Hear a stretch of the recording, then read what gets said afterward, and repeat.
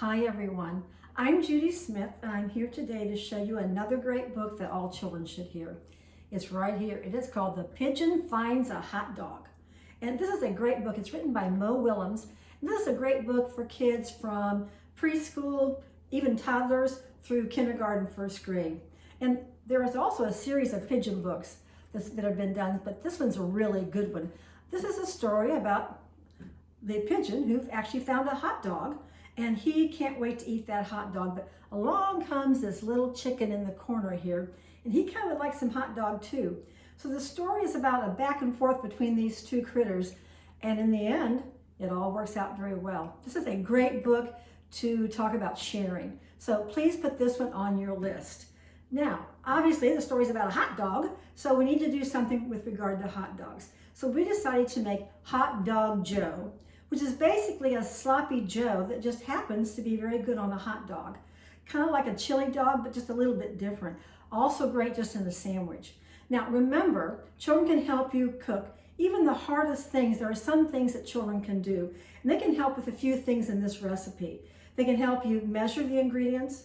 They can help even chop the onions if you have a child-safe knife. They can help with the stirring, and they will certainly enjoy eating these Hot Dog Joes. Okay, here we go. It's a very, very easy recipe because we're going to start off with a crock pot. Now, if you don't have a crock pot, don't worry because you can cook it on the stove, and we'll talk more about that later. Okay, first of all, the first thing that goes in the crock pot, I have pre-browned 2 pounds of ground chuck and about a cup or so of chopped onions. That goes in first. And I made sure to drain them because you don't want any grease in there. So that goes in first. Now, the next thing is really kind of something that's kind of unusual for a Sloppy Joe recipe. We're going to use chicken gumbo soup. That sounds a little strange, I know, but this is not a real tomato-like Sloppy Joe. In chicken gumbo, it does have some tomato paste in there. It has little chunks of chicken and lots of rice and some vegetables.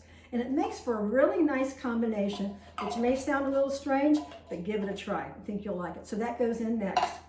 Now to give it that ketchup-y flavor, we have 3/4 cup of ketchup. That goes in next. And on top of that, we have a tablespoon of mustard. Now I'm just using yellow mustard this time. So that goes in. All right, now let's look at the seasonings. Now remember, children can help you measure, so be sure that they do get that done. We have a teaspoon of salt and a 1/2 teaspoon of pepper. That goes in next.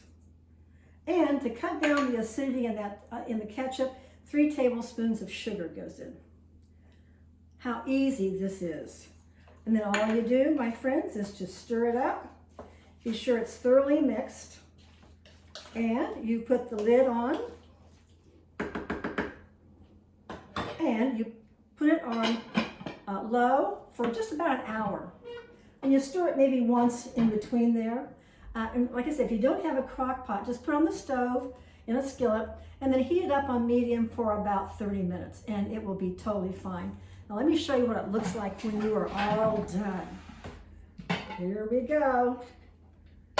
It is delicious. Now you can serve it just on a bun, like this one. Let me show you what it looks like here. Now this is one of those sloppy joes that's really a sloppy joe.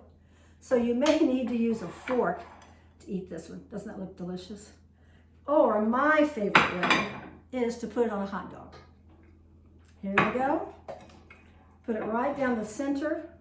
Once again, may need to use a fork, but very delicious. So please try our Hot Dog Joes and make sure that you read our book today, The Pigeon Finds a Hot Dog.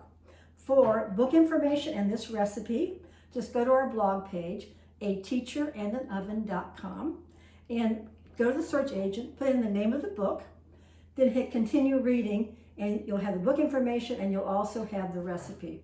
So please remember our motto, read to the children in your life every day. You're giving them a gift that will last a lifetime. See you next time, and thank you. Stay safe, everyone.